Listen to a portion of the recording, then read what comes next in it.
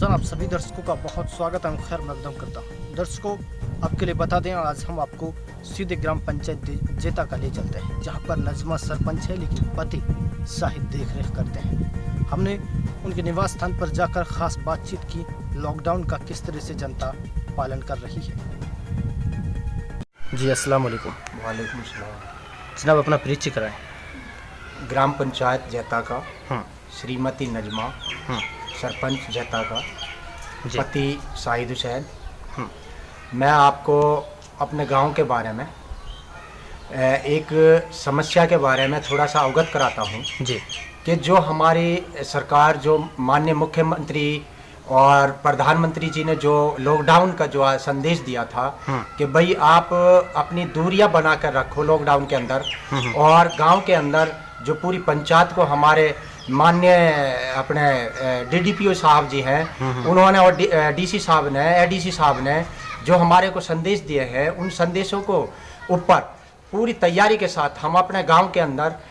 Sanitise भी करा रहे हैं, और गांव के अंदर जो मास्क बांटे हुए हैं, और जो मास्क जो 4 घंटा की सीमा है उसको सारे लोगों को जागरूक करते हैं कि भाई आप जो 4 घंटा के लिए जो मास्क है इसको आप एक डब्बा हमने कचरा बनाया हुआ है, उसका डब्बे के अंदर हमने डाला हुआ है, और आप इन मास्क को 4 घंटे के बाद में आप रुमाल या साफी, जो हमारे माननीय प्रधानमंत्री ने भी आदेश किए हैं कि भाई आप गमछा लगाकर आप इस दूरी को और इस महामारी को, जो कोविड-19 के जो समय में आपके जो बीच में आई हुई है, इसको पूरी तरह से लॉकडाउन को पालन किया जा रहा है। और गांव के अंदर जो हमारे संदेश दिए गए हैं सरकार के द्वारा कि गांव के अंदर नमाजी जमात जो करें वो अपने घर के अंदर ही बैठकर अपने परिवार के अंदर ही, जो घर से बाहर ना निकलें, वहीं पर नमाज पढ़ाई जा रही है, और मस्जिद के अंदर अपने इमाम और एक मुअज्जिन के साथ में जो नमाज बस खाली अजान दी जा रही है, और हम पूरा पालन लॉकडाउन का गांव के अंदर करा रहे हैं। जी जनाब, मैं और ये जानना चाहूँगा, जिस तरह से अब की बार सरकार ने अप्रैल माह में डबल राशन देने की बात कही, गैस सिलेंडर 3 महीने तक फ्री भरे जाएंगे, उसके साथ ही खातों में पैसे डल रहे हैं, तो इसका फ़ायदा जनता उठा पा रही है? मैंने अपने गांव के अंदर जो हमारे माननीय प्रधानमंत्री की जो एक लॉकडाउन के तहत जो स्कीम निकाली गई थी, उन स्कीमों के बारे में अपने गांव के अंदर जो अवगत किया, पता किया, तो लोगों के जो खातों में पैसे आ रहे हैं, जो स्कीम के तहत जो माननीय प्रधानमंत्री ने जो स्कीम दी थी, वो पूरी स्कीम का फ़ायदा हमारे यहाँ के लोग पूरा फ़ायदा उठा रहे हैं। और गांव के अंदर जो 3 महीना के लिए जो राशन का फ्री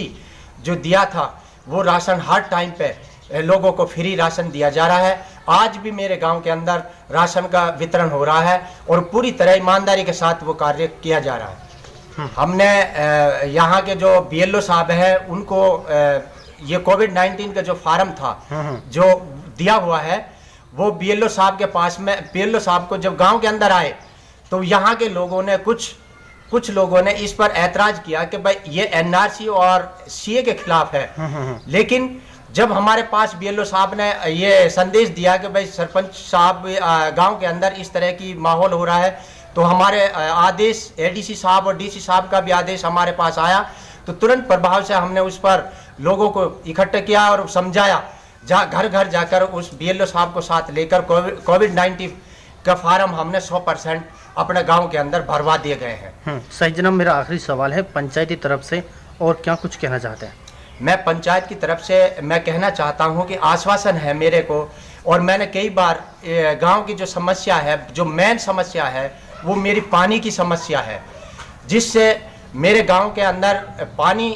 5 साल मेरे को हो गए, लेकिन उससे पहले भी पानी की दिक्कत बहुत समस्या है। जो गांव के अंदर चारों तरफ फिरनी में पानी नहीं, पाइप नहीं, लाइन बिछी हुई है, और जो कंसाली गांव से हमारा जो बोर है वो भी छोड़ गया है, और इस टाइम जो लाइन है वो बार बार टूट जाती है, जो 15, 16, 17 साल पुरानी लाइन है। लेकिन इसके ऊपर अभी तक हमारे जो स्वास्थ्य विभाग है या रेनीवाल जो पुनहाना है, एक्शन पुनहाना को मैंने कई बार भी व्हाट्सअप कर चुका हूँ, लिखित में भी दे चुका हूँ कि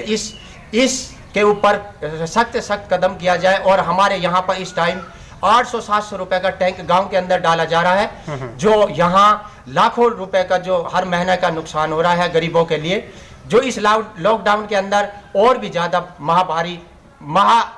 भार पड़ रहा है उनके ऊपर कि सरकार की तरफ से भी, और हमें पानी की ज़्यादा समस्या है, पानी दिलाने की कृपा करें। बहुत बहुत शुक्रिया। तो जिस तरह से आप सभी के बीच में सरपंच बातचीत कर रहे थे, लेकिन साथ ही बता दें कि गांव में पानी की बहुत बड़ी दिक्कत है। पीने के पानी के लिए बड़ा हाहाकार मचा हुआ है। रमज़ान माह में भी काफ़ी दिक्कत झेलनी पब्लिक को पड़ रही है। ऐसे में आला अधिकारियों को इस विषय पर गंभीरता से सोचना चाहिए। कम से कम रमज़ान माह में जो महिलाएं रोज़े रखती हैं, उनको कितनी शिद्दत से परेशानी होती होगी, आप ये अंदाज़ा लगा सकते हैं, सोच सकते हैं। इसलिए आला अधिकारियों को पानी की सुविधा गांव में करा देनी चाहिए ताकि पानी आ जाए। और सरपंच साहिद ने भी ये मांग की है सरकार से, अधिकारियों से कि गांव में पानी की सुविधा दे दी जाए ताकि पानी गांव में आ सकें और लोगों की प्यास बुझ सके। साथ ही लॉकडाउन को लेकर जिस तरह से गांव में जो सुविधा कराए हैं, मास्क सैनिटाइजर